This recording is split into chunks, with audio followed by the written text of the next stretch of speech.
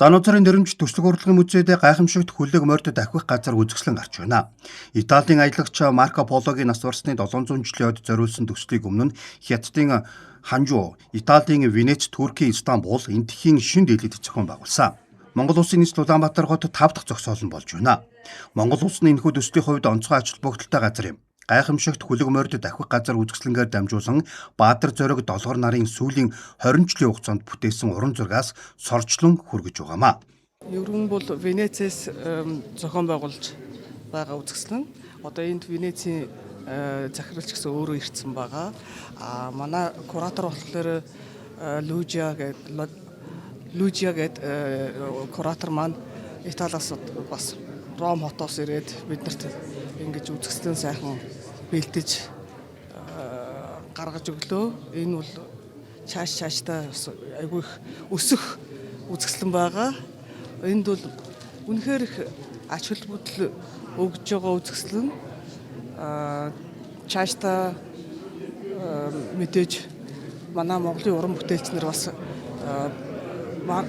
Венецийн павильон Монгол павильоноос бас үзэсгэлэнтэй ирсэн. Тэгээд энд хийж байгаа үзэсгэлэн маань болохоор Марко Пологийн одоо нас өнгөрснөөс хойш 700 жилийн ой зориулсан. Үзэсгэлэн нь урлаг соёл уран сайхны хэллэгүүдийн харилцан яриа уялдаа холбоог онцлон харуулж Марко Пологийн мөрөөрөө уламжлал ба орчин үе, дорнод ба өрнийг холбосон уран сайхны замналыг бүтээж байна. Бүгд найрамдах Итали улсаас Монгол улс цуганц бөгөөд бүрэн ихэд элчин сайд хэлэхдээ Монголын уран бүтээлчд болон Венецийн Биеннале хоорондын уулзалтанд Зануузарын нэрмжит түүхэн музейд болж байгаагаараа онцлогтой гэлээ. Орон ба өрний хооронд өрнөсөн харилцан таны мэдхгүй солилцооны түүхэн замналыг бэлгэдлийг утгаар хэсэргээд харуулж байна. Мөн энэ урлагийг дэлхийн нийтийн өнцгөөс харах үзэл санааг дэмжих газар зүй соёлын уламжлалт хэл хязгаарыг даван туулах чадвартай соёл хоорондын яриа харилцааны чухал мөч болж байна. Юуны өмнө энэхүү үзэсгэлэн дангар дамжуулан Монгол-Италийн харилцааны онцгой өдөртэй үеийг дахин баталж буй Венецийн Биеннале болон түүний ерөнхийлөгч Пьетроанджело Буттафогийн чин сэтгэлийн талархал илэрхийлээ. Хүн төрөлхтний түүхэнд газар зүйн хэл хязгаарыг даван туулж, соёл иргэншлүүдийг хооронд нь холбосон эрхмүүд цөөнгүй байдаг.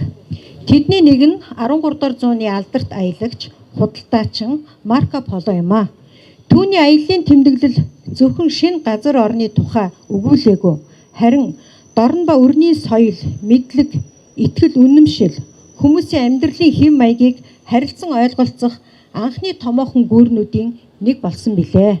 Марко Пологийн тэнгэр дэвшсэний 700 жилийн ойг тохиолдуулан хэрэгжүүлж буй тэнгэрийг бүтээгч салхи төслийн гайхамшигт хөлөг морьд давхих газар үзэсгэлэн түүний туулсан зам мөрийг өнөө цагийн урлагийн хэлээр дахин нээж эргцүүлэн харах онцгой боломжийг бидэнд олгож байна.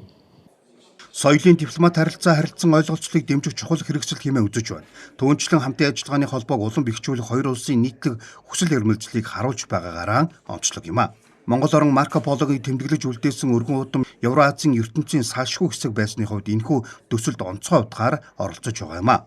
Гайхамшигт хөлөг морьд давхих газар үзэсгэлэнд хоёр уран бүтээлчийн 30 гаруй зургийг дэлгэсэн.